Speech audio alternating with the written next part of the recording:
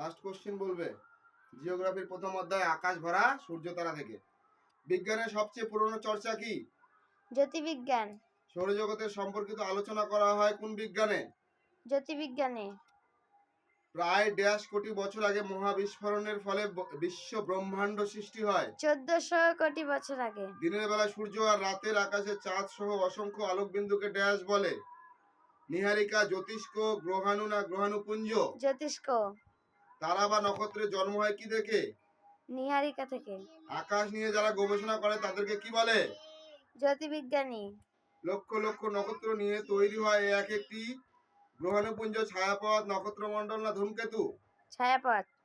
আকাশগঙ্গা হলো একটি বিরাট পেঁচানো। নীহারিকা, ছায়াপথ, গ্রহাণুপুঞ্জ না ধূমকেতু? ছায়াপথ। তারার রং থেকে বোঝা যায় এর উত্তাপ, আয়তন, দূরত্ব না আকৃতি? উত্তাপ। গুড। ছোট লাল তারার উষ্ণতা সবচেয়ে বেশি কম। হয় সবথেকে কম হয়? সবচেয়ে কম।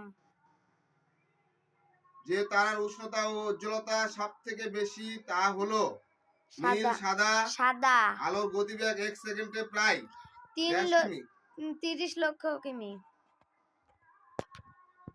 3 লক্ষ কিমি।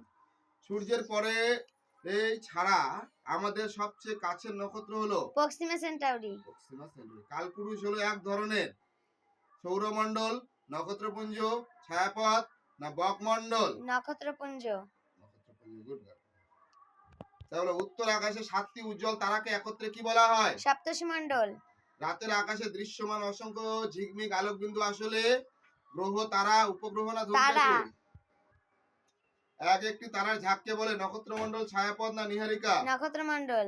যে নক্ষত্রের উষ্ণতা কম হয় তা দেখতে হয় নীল রং, লাল রং।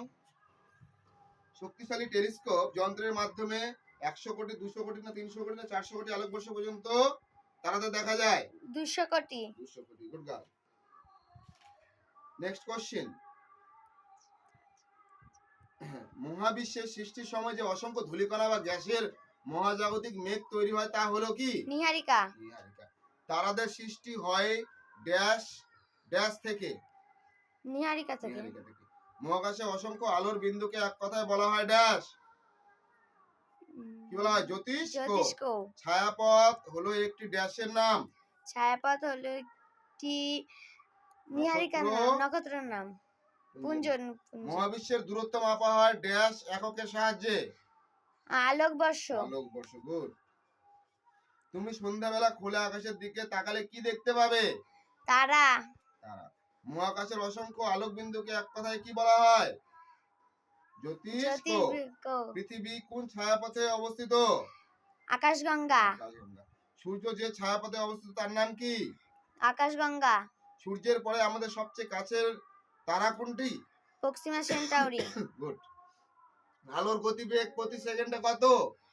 3 লক্ষ না 3 লক্ষ। টেলিস্কোপ কি? টেলিস্কোপ হলো মহাকাশে জিনিস দেখা কাঁচ লাগানো চোঙ বিশিষ্ট। গুড। ঠিক আছে।